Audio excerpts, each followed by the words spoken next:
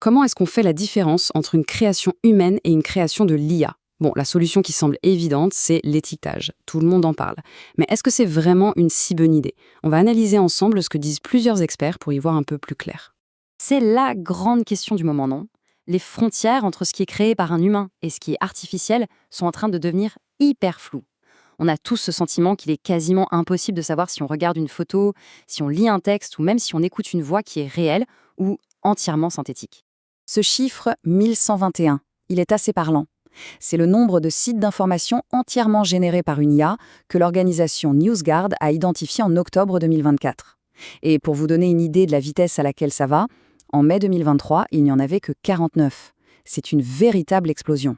On est donc face à un vrai déluge de contenu synthétique. Et le gros défi, c'est que la technologie s'améliore à une vitesse folle. Vous savez, les anciens indices un peu grossiers, comme une personne avec 6 doigts sur une image, eh bien ça disparaît. Ce qui rend la détection à l'œil nu de plus en plus compliquée. Et là, attention, ce n'est pas juste une curiosité technologique. Les enjeux sont bien réels.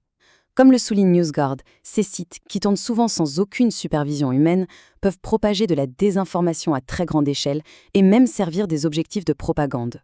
Alors face à cette situation, l'industrie de la tech et les régulateurs ont tous convergé vers une solution qui semble couler de source, l'étiquette créée avec l'IA.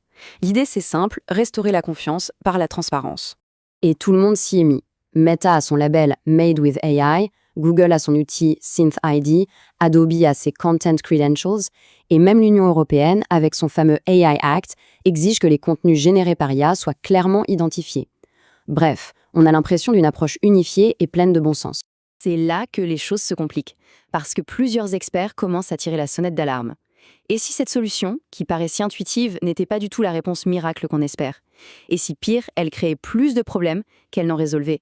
Allez, entrons dans la première grande critique.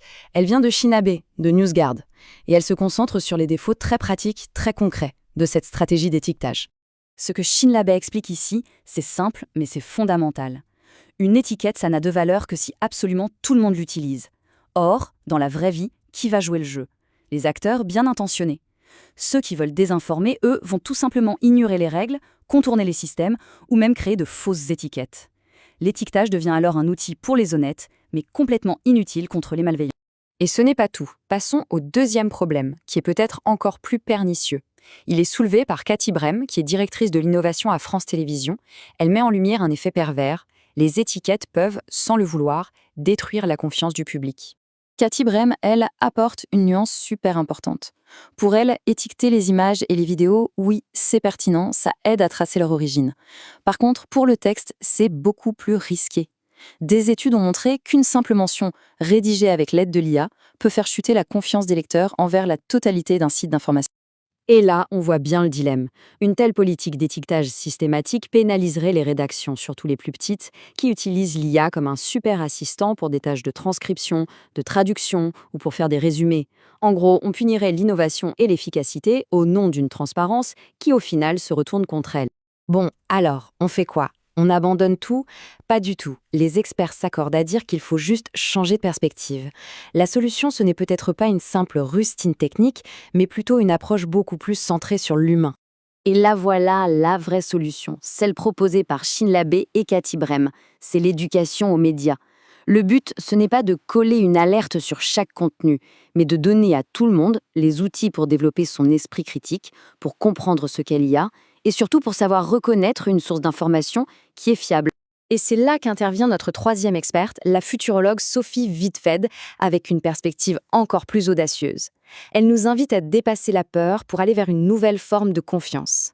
Son argument, c'est qu'on est un peu coincé dans une vision où l'IA est synonyme de faux, de triche, et pour elle, cette perception doit absolument changer. On n'a pas encore commencé à explorer tout le potentiel de l'IA comme outil de transformation, et cette méfiance systématique nous freine. Donc, si on résume, la voie à suivre se dessine en 3 étapes assez claires. D'abord, renforcer massivement l'éducation aux médias. Ensuite, démystifier la technologie de l'IA, pour qu'on arrête de la voir comme une sorte de boîte noire magique. Et enfin, apprendre collectivement à faire confiance à l'IA. Pas aveuglement, bien sûr, mais comme on fait confiance à un outil puissant quand on sait s'en servir. Ce qui nous laisse avec cette question pour la fin. Le véritable enjeu, ce n'est peut-être pas de savoir si un contenu est fait par une IA, mais plutôt de construire un écosystème où la technologie, qu'elle soit humaine ou artificielle, est utilisée pour créer de la valeur et de la confiance.